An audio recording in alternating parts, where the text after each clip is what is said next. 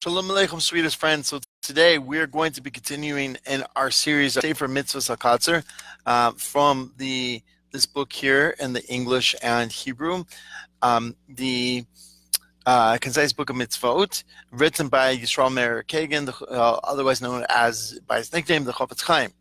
So today is negative mitzvah, mitzvah lo saseh kaf aleph. Mitzvah lo saseh shalol aleches bechukos hagoyim. So it is a negative commandment to follow in the fixed customs of the idolatrous nations. Shenemar, as it says from Vayikra Yud Ches Gimel, from Leviticus 18:3, uvechukosehem lo salechu. And in their fixed statutes and their customs, you should not walk. So custom is a little bit more of a free flow translation right there. So he goes on.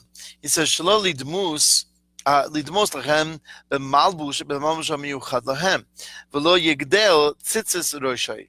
So he says, one's not to emulate in their style of dress that is distinctive, nor let the locks of the hair grow. So we'll talk about what that means in a moment. And let's see here. V'lo yigaleach mahadzdadim b'haniach se'ar be'emsa hareish.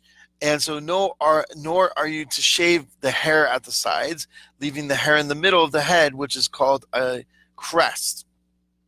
V'zenikra belirois. V'lo yigalecha se'ar mikneged panav me'ozen le'ozen v'aniach hapera milacharav.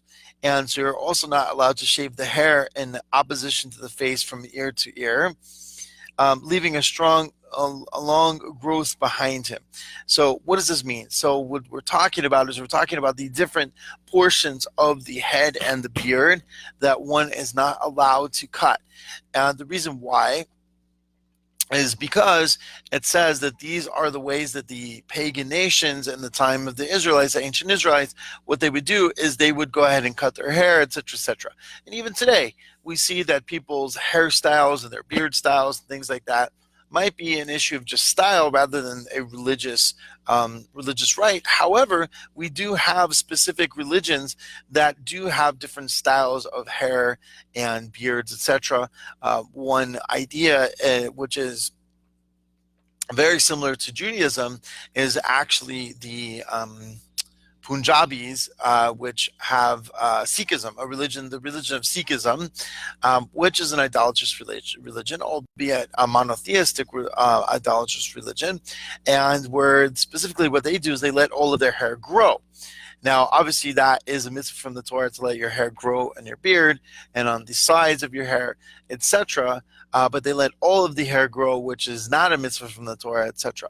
And perhaps there are other things with hair and beards and other religions that I'm not aware of. And so, but the idea here is not to look like the idolatrous nations. And so it goes on, and it says, and one of who does any of these or something similar, bazei loke receives lashes. And umishahu karov lamalchus, and if someone is close in the ruling circles of the government, so if somebody gets a government position, but sarech lidbosh b'malbush and needs to dress in their type of dress, lidmos lahem, and to be able to look like them. So in other words, I would extend this also to somebody who might have a corporate job. So if you have a corporate job and you need to shave or you need to have your hair trimmed to a certain extent, albeit today that's not really an issue so much with certain jobs and certain professions. However, I think that there are many, well, put it this way, there are many halachic decisors who would say people who are making rulings on Jewish law would say that that is allowed. So you are allowed, for instance, to shave if you need to shave, even during mourning periods. So, for instance, right now we are in the 3 weeks, Ben Matzarim, between the 17th of Tammuz, which was a fast day when many tragedies in the nation of Israel and Israel's history happened, and the 9th of Av, that 3-week period, the destruction of both temples, etc., many also pogroms and different Jewish Jewish persecutions happen over the years as well. And so during this time is a time of national mourning for Israel and all those who are attached to Israel. All the Gentile nations are attached to Israel through Israel's Messiah. However, even during this time where we don't shave, we don't cut our hair, etc., we are allowed to go ahead and do that if we have an extreme need for business. Now, continuing on. And so what it says, he says, all of those things, mutar, are allowed, it is permissible. And this applies in every place and every time for both men and women. Now let's go a little bit to the levush, talking a little bit about the clothing. So the question is, do Jews and those who are attached to the Jewish people perhaps, but specifically Jews, have to go ahead and wear specific clothing?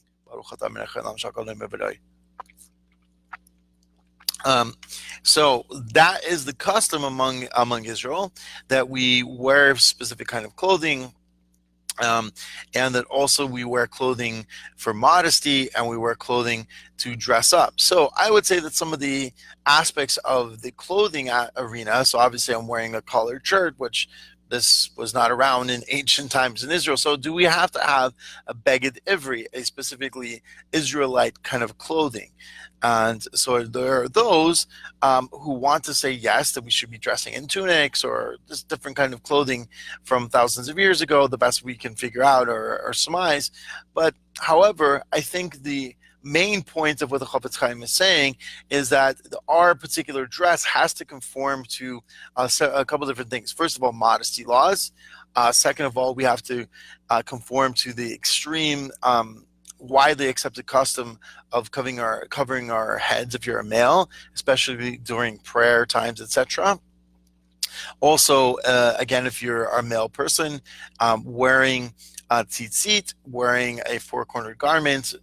Nowadays, we do that specifically. We wear a specific four-cornered garment to keep that mitzvah alive, as we don't necessarily have garments that are four-cornered, kind of like poncho-like garments like they used to wear in ancient times. And also, we have to conform to modesty laws. I don't know if I said that already, where women obviously have to cover their bodies, and men as well have to cover certain parts of our bodies, etc. So those, I think, are the kinds of clothing. So in other words, what am I saying? I'm saying like tank tops. Okay, like a tank top perhaps is not something that's sneeze, something that's not modest, and something in the ways of dressing like the non-Jews.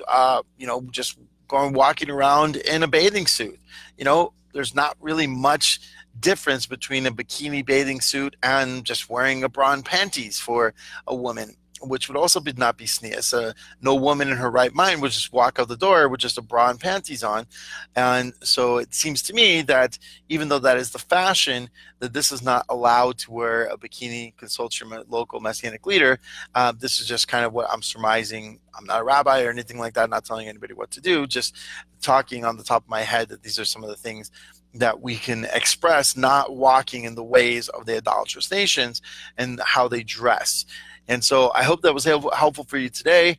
For more videos, etc., you can continue to look at our Facebook group, or you can go to bethemanuel.org/virtual kolo. Have a great day in every way. God bless. Until next time, where we will go ahead and talk about negative mitzvah number 22.